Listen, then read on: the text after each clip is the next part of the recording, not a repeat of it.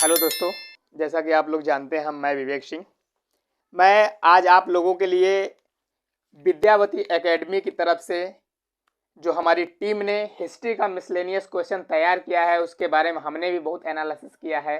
Analysis करने के बाद नतीजा यह निकलता है कि एसएससी जीडी में बार बार पूछे जाने वाले प्रश्न, जो बार बार एसएससी उस क्वेश्चंस को रिपीट करता है, ऐसे क्वेश्चंस हम आप लोगों के सामने लेकर के आए हैं। चलिए हम आप लोगों को हिस्ट्री के उस क्वेश्चन से रूबरू कराते हैं जो जिसको एसएससी बार बार रिपीट करता है और पूछ रहा है। तो आइए क्वेश्चंस को हम देखते हैं। क्वेश्चंस को देखते हुए हम सॉल्व करेंगे। आप लोग उत्तर जल्दी से कमेंट बॉक्स में दीजिएगा। चलिए आते हैं, देखिए देखते हैं क्वेश्चन नंबर 1। क्वेश्चन नंबर 1 ये कहता है कि सती प्रथा का उल्लेख किस अभिलेख में किया गया है। जैसा कि आप लोग जानते हैं कि सती प्रथा क्या होती है। सती प्रथा एक ऐसी प्रथा होती है जिसमें यदि विवाहित दंपत्ति का पुरुष मृत्यु को प्राप्त हो जाता है तो उसकी पत्नी को जबरदस्ती सती करवा दिया जाता है।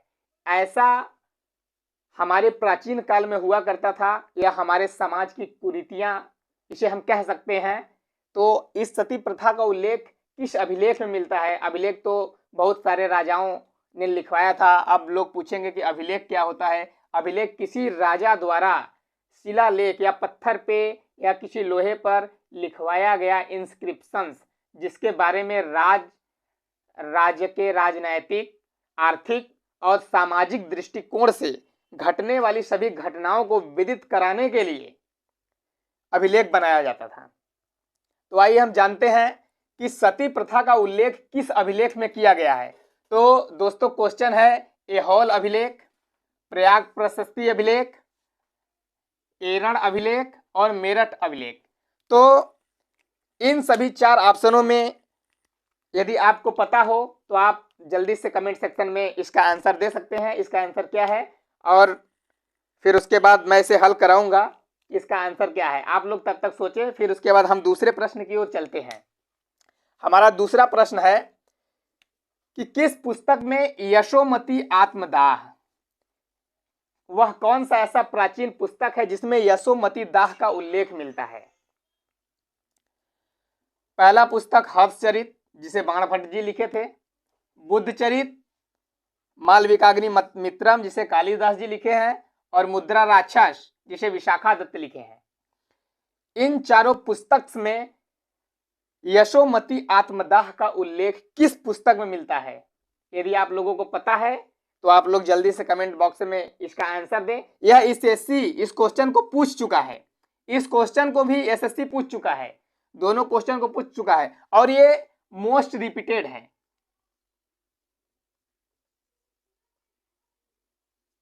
मोस्ट रिपीट है। ये कई बार इस क्वेश्चन को एसएससी ने रिपीट किया है। आप लोग बताएं। इसके बाद थर्ड क्वेश्चन क्या है, इसके बाद मैं आप लोगों को बारी बारी से एक एक का उत्तर बताऊंगा। थर्ड प्रश्न हमारा है कि हर्षवर्धन ने अपनी राजधानी थानेश्वर, जब हर्ष राजा बना तो उसकी राजधानी थानेश्वर थी, और वो थानेश्वर से किस जगह स्थानांतरित कर दिया है। पहला ऑप्शन वैशाली, जो कि हमारे बिहार में पड़ता है। कन्नौज, जो कि हमारे उत्तर प्रदेश का एक जिला है। मथुरा, जो हमारे उत्तर प्रदेश का एक जिला है। पाटलिपुत्र, जो वर्तमान में अब इस नगर को हम पटना के नाम से जानते हैं। तो हर्षवर्धन ने थानेश्वर से अपनी राजधानी कहाँ स्थानांतरित की। इस क्वेश्चन का आंसर यदि आप जानते हैं तो जल्द से जल्द उत्तर हमको कमेंट बॉक्स में बताइए। चलिए आते हैं पहले प्रश्न के उत्तर पे कि सती प्रथा का किस अभिलेख में उल्लेख किया गया है। तो यह आंसर आपका बी बिल्कुल राइट आंसर है, एरण का अभिलेख। सती प्रथा का उल्लेख सर्वप्रथम हमें एरण के अभिलेख से प्राप्त होता है। किस पुस्तक में यशोमती आत्मदाह का उल्लेख मिलता है। यह बहुत ही मोस्ट रिपीटेड क्वेश्चन है, इसे भूलिएगा मत। हो सकता है कि आप जिस एग्जाम में बैठने वाले हैं, जिस शिफ्ट में आप एग्जाम देने वाले हैं, उसी शिफ्ट में यह क्वेश्चन पूछ ले। और इसका सही उत्तर है हर्षचरित, और इसका सही उत्तर है हर्षचरित। हर्षचरित में यशोमती आत्मदाह के बारे में लिखा गया है। फिर उसके बाद हर्षवर्धन ने अपनी राजधानी थानेश्वर से कहाँ स्थानांतरित किया था? तो हर्षवर्धन जब थानेश्वर का राजा बना था तो उसके बाद उन्होंने अपनी राजधानी कन्नौज बनाया था, जो उत्तर प्रदेश का वर्तमान एक जिला है, जिसे हम परफ्यूम नगरी या फिर सेंट की नगरी के नाम से जानते हैं, कन्नौज। ठीक है, इसके बाद हम इरेज करते हैं। हाँ तो दोस्तों, 3 क्वेश्चन के बाद देखिए चौथा क्वेश्चन स्क्रीन पर है। चौथा क्वेश्चन आप लोगों के सामने है। इसमें कहा गया है कि ह्वेनसांग किस शासक के शासन काल में भारत आया था? ह्वेनसांग जो था एक चीनी दार्शनिक था, जो आपको बताना है कि किस भारतीय शासक के शासन काल में ह्वेनसांग भारत आया था। पहला ऑप्शन चंद्रगुप्त द्वितीय, जो कि गुप्ता वंश का या गुप्त वंश का कह लेते हैं शासक था। जहांगीर, जो मुगल वंश का शासक था। हर्षवर्धन, जो वर्धन वंश का स्थापना खुद किया था। और कनिष्क, जो कुषाण वंश का था। इन चारों में से ह्वेनसांग किसके दरबार में आया था? फिर उसके बाद क्वेश्चन नंबर 5 की तरफ चलते हैं। ह्वेनसांग किस भारतीय नगर को कपड़ा उत्पादन का प्रमुख केंद्र बताया? ह्वेनसांग हमारे भारत तो आया, लेकिन हमारे भारत पर वो अध्ययन करने लगा। व्यापारिक केंद्र, कपड़ा केंद्र, रेशम उद्योग, इस सब पर वो उसकी कड़ी नजर पड़ी। फिर उसके बाद वो जाते जाते हमारे नगर को कुछ अच्छा बता गया। वो इस क्वेश्चन में पूछा गया है, देखते हैं कि क्या इसका आंसर है। पहला आंसर कलकत्ता को, दूसरा कन्नौज को, तीसरा सूरत को और चौथा मथुरा को। आपको यदि आंसर पता है तो आप कमेंट सेक्शन में इसका आंसर दे सकते हैं। आपके कमेंट का मुझे बेसब्री से इंतजार है। फिर उसके बाद छठे क्वेश्चन की तरफ बढ़ते हुए हम देखते हैं कि हर्षवर्धन के पिता, जिनका नाम प्रभाकर वर्धन था, ये क्वेश्चन पूछ चुका है एसएससी जीडी में। ये आई थिंक 15 को जो पेपर था,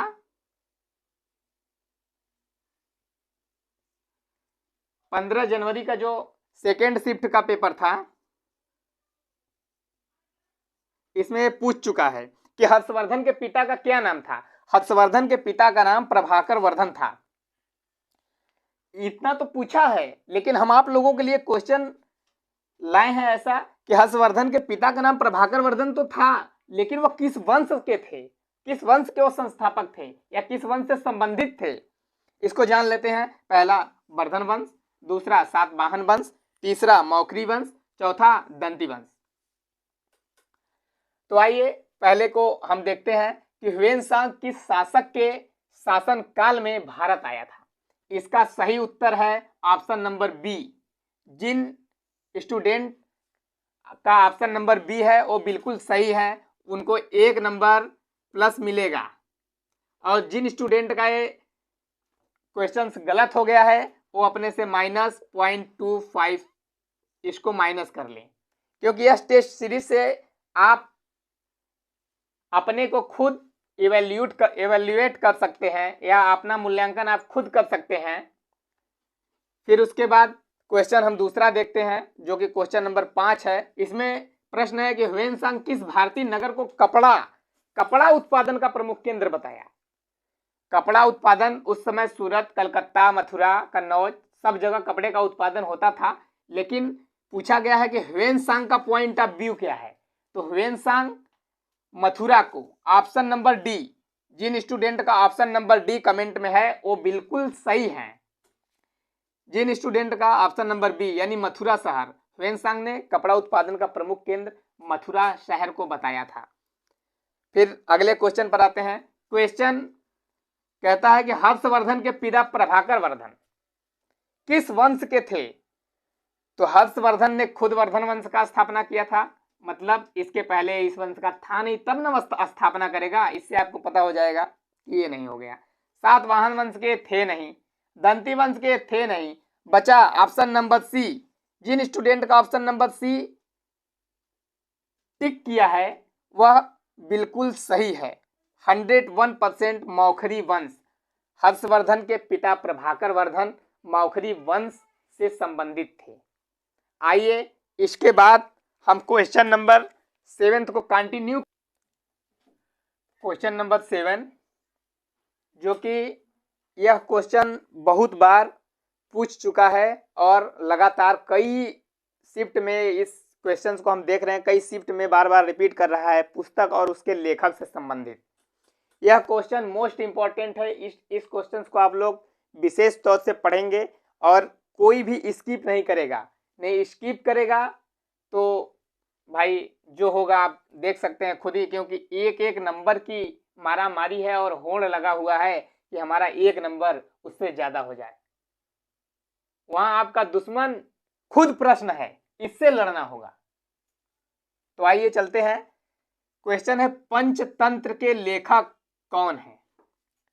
पंचतंत्र के लेखक कौन है? जो स्टूडेंट जानते हैं, अपने यहाँ बैठे हैं, वो अपने मुंह से एक बार बोल दें कि पंचतंत्र के लेखक कौन है। इससे उनको याद हो जाएगा और फिर जब एग्जाम हॉल में बैठेंगे तो हमको देखेंगे कि सर ने तो ये बताया था।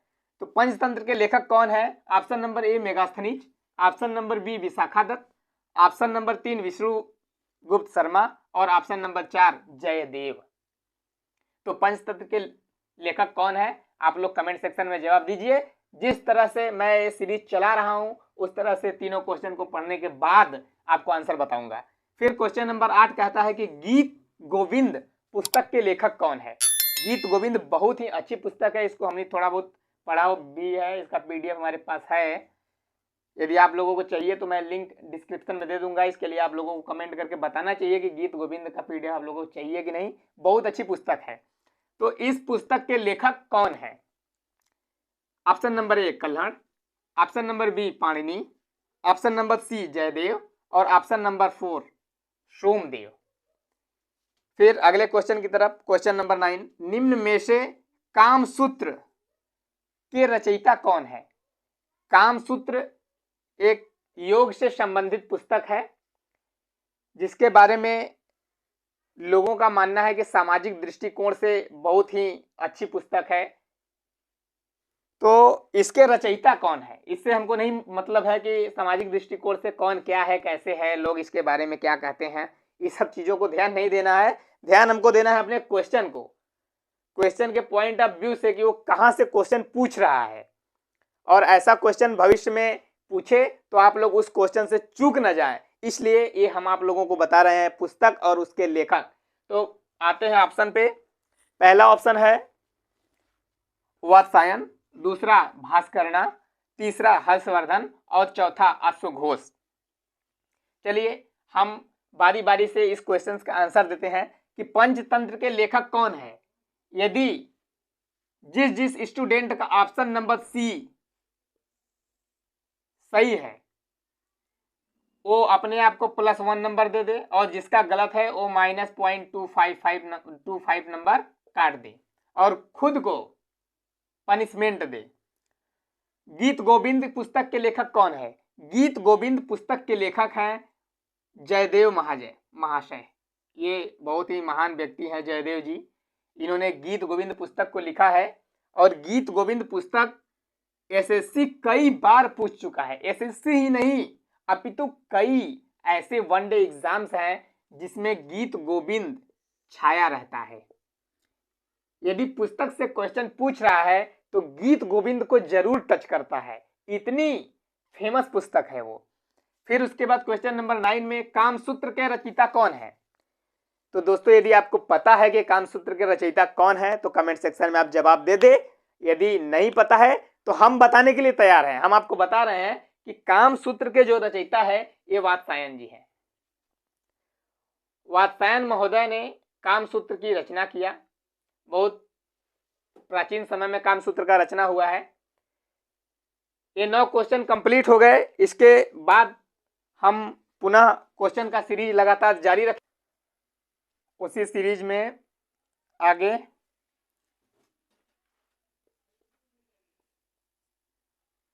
कि महाभाष्य पुस्तक के लेखक कौन है। क्वेश्चन है कि महाभाष्य पुस्तक के लेखक कौन है। ऑप्शन है भरत मुनि, पतंजलि, पाणिनि, विश्वामित्र। आप लोगों को एक हिंट बताएंगे तो आप लोग कमेंट सेक्शन में जवाब देंगे। जो ये महाभाष्य से योग से रिलेटेड क्वेश्चंस हैं।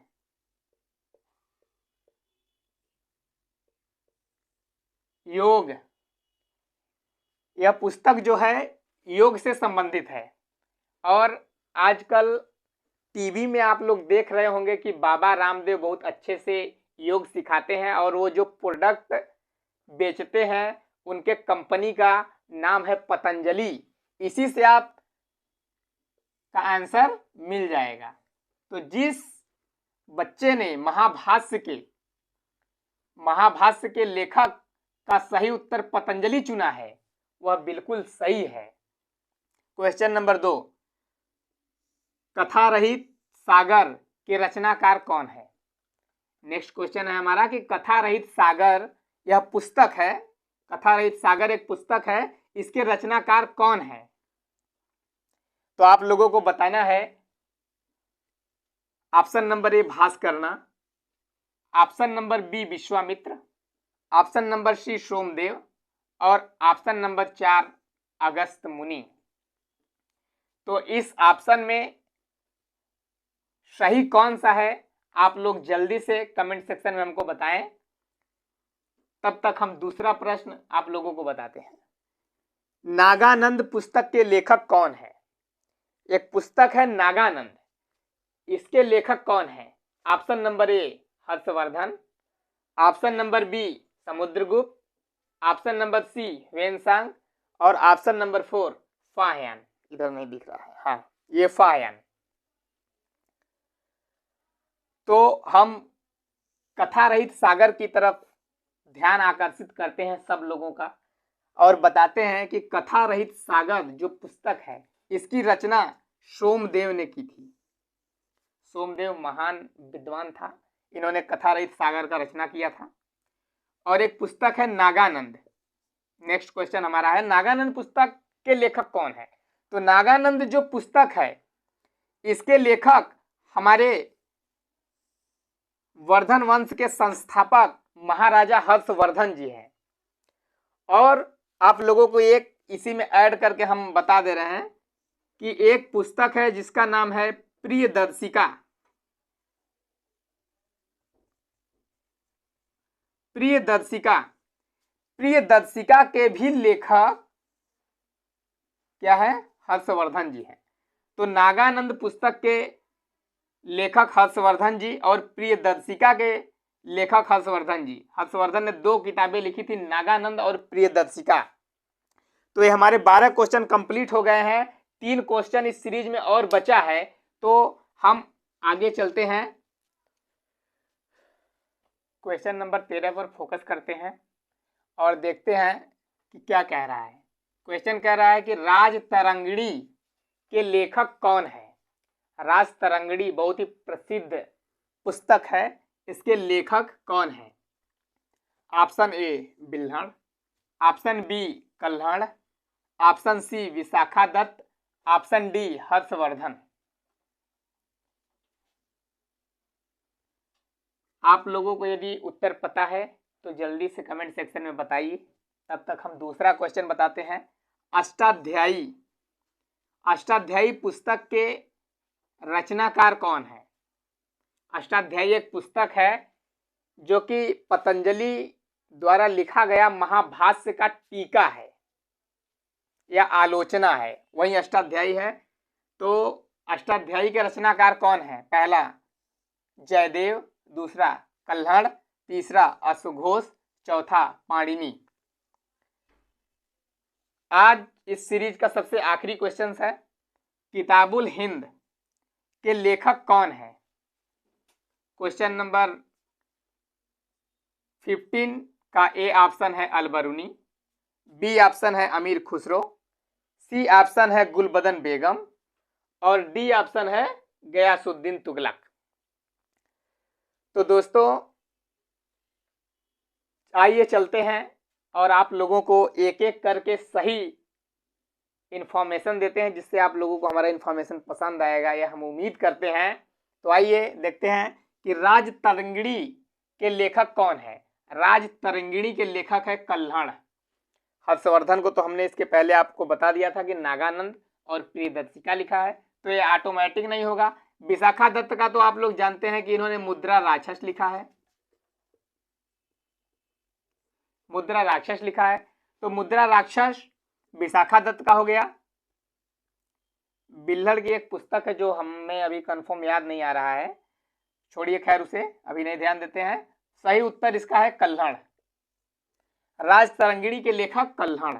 अष्टाध्यायी, अष्टाध्यायी के रचनाकार कौन है?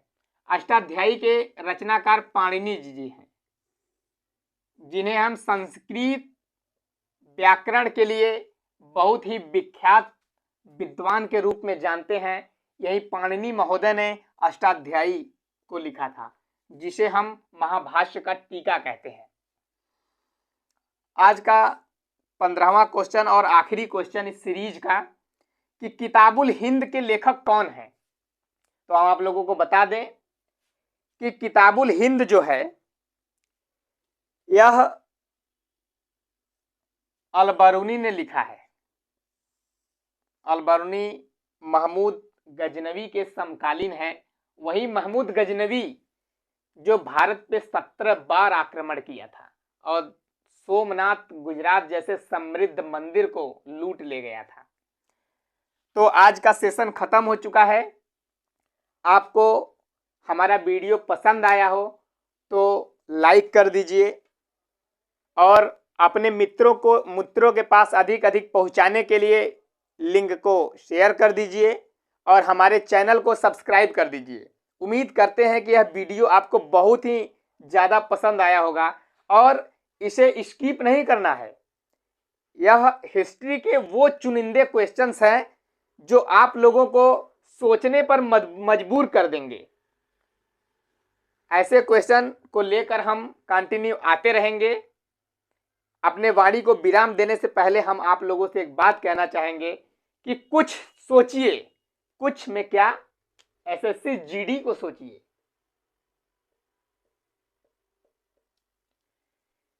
कुछ सोचिए, बड़ा सोचो, कुछ सोचो, बड़ा सोचो, आगे सोचो, क्योंकि सोच पर किसी का अधिकार नहीं है। जो हमारे अंदर विचार आता है उस विचार पर किसी का भी अधिकार नहीं है। इसी वाणी के साथ हम सबको धन्यवाद करना चाहते हैं और वीडियो को समाप्त करना चाहते हैं। धन्यवाद।